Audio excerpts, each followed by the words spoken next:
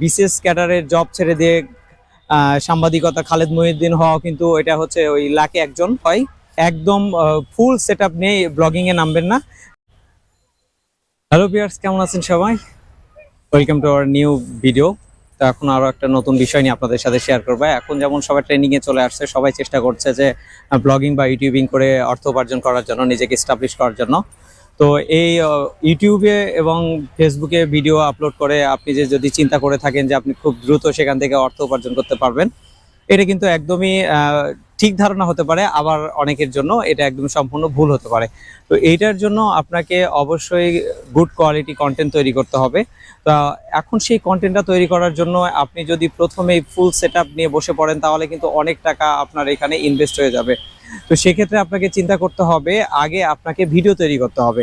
আপনার কন্টেন্টগুলো দেখতে হবে যে জনগণ কতটুকু পরিমাণ গ্রহণযোগ্যতা আছে জনগণের কাছে, সেইটার জন্য আপনাকে আগে সেই ভিডিওগুলো তৈরি করতে হবে। এখন আপনি হুট করে ব্লগিং করার জন্য আসলেন বা চিন্তা করছেন যে আপনি ভিডিও দেখে আপনি ব্লগিং করবেন, তো সরাসরি তখনই কি করলেন, ক্যামেরা কিনলেন, মাইক্রোফোন কিনলেন, হিউজ একটা প্রায় 50-60 হাজার টাকার মতো একটা ইনভেস্ট আপনি করে ফেললেন।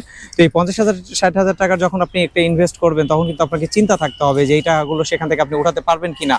তো এই জন্য সবচেয়ে বেস্ট হবে আমাদের জন্য, যদি আমরা চিন্তা ভাবনা করেই থাকি যে আমরা মোটো ব্লগিং বলেন, ফুড ব্লগিং বলেন বা ট্যুরিস্ট ভিডিও বলেন, যেটাই বলেন না কেন, সেটাই যদি আপনি মনে করেন যে আপনি সেক্ষেত্রে যে কোনো একটা সেক্টর নিয়ে কাজ করবেন, তাহলে আপনার প্রথমে হবে আপনার কাছে কি আছে। আপনার হাতে যদি তখন একটা মোবাইল থাকে, আপনি একটা মোবাইল সাথে একটা ট্রাইপড, একটা মাইক্রোফোন কিনে আপনি শুরু করতে পারেন। তাতে সর্বোচ্চ 1-2 হাজার টাকা আপনি এখানে যদি এখান থেকে আপনি সাকসেস হন, তাহলে আপনি ইনভেস্ট করলেন, আর যদি সাকসেস না হন তাহলে আপনি ওয়েস্ট করলেন।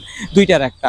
তাহলে আমি আপনাদেরকে বোঝাতে পেরেছি যে যদি আপনি নর্মালি শুরু করতে চান, তাহলে মাস্ট বি আপনার হাতের মোবাইলটা নিয়ে আপনার মাথায় যদি সুন্দর সুন্দর কন্টেন্ট তৈরি করার থিম থাকে, তাহলে আপনি সাথে সাথে সেই থিমগুলো স্টার্ট করুন, সেই কন্টেন্টগুলো তৈরি করুন আপনার মোবাইল দিয়ে, ছোট ছোট সুন্দরভাবে একটু এডিট করার চেষ্টা করুন।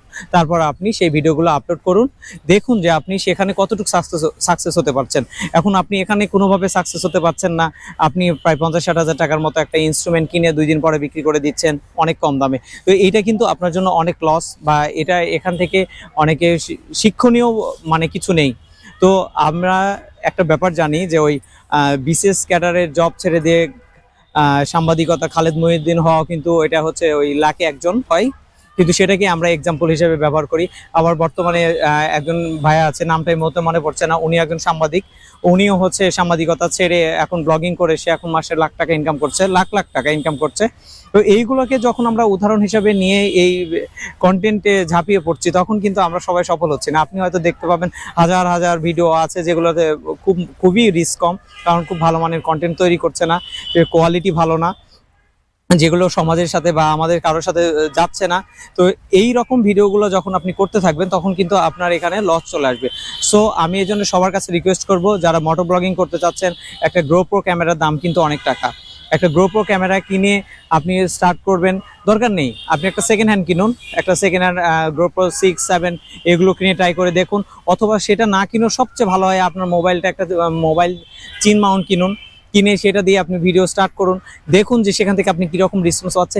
দেন যদি মনে হয় যে আপনি এখানে ভালো কিছু করতে পারছেন, দেন আপনি এখান থেকে স্টার্ট করুন। যেমন আমি আমারটাই বলি, আমার একটা ইউটিউব চ্যানেল প্রায় 13 সালে ওপেন করা ছিল, বাট সেটা নিয়ে কখনো কাজ করা ছিল না, খুবই কম কাজ করতাম।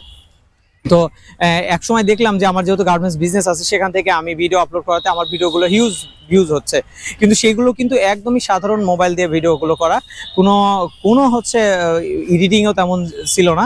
তো ওইগুলো ভিউ হওয়ার পরে আমি কিন্তু এখন দেখতে পাচ্ছি যে না, আমি এখানে বেশ কিছু যদি কাজগুলো করি, সেখান থেকে কিন্তু আমার একটা আর্নিং আসতে পারে। অলরেডি ইউটিউব থেকে আমাকে মনিটাইজেশনের জন্য ইমেল করেছিল, আমি সেটা অ্যাপ্লাই করেছি এবং আমার সাকসেসফুলি সেটা হয়েছে। এখন আপনাদের দোয়ায় থাকলে হয়তো আমারও ইউটিউব থেকে ইনকাম স্টার্ট হয়ে যাবে। তো এই জন্য আপনাদের কাছে, সবার কাছে আমার হাম্বল রিকোয়েস্ট থাকবে, আপনারা সরাসরি কেউ কখনো একদম ফুল সেটআপ নিয়ে ব্লগিংয়ে নামবেন না।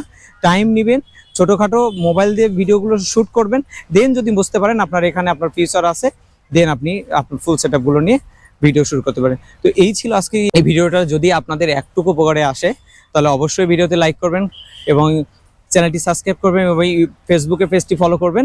ধন্যবাদ সবাইকে, ভালো থাকবেন, সুস্থ থাকবেন। আবার দেখা হবে নতুন কোনো এরকম ভিডিও নিয়ে। ধন্যবাদ সবাইকে।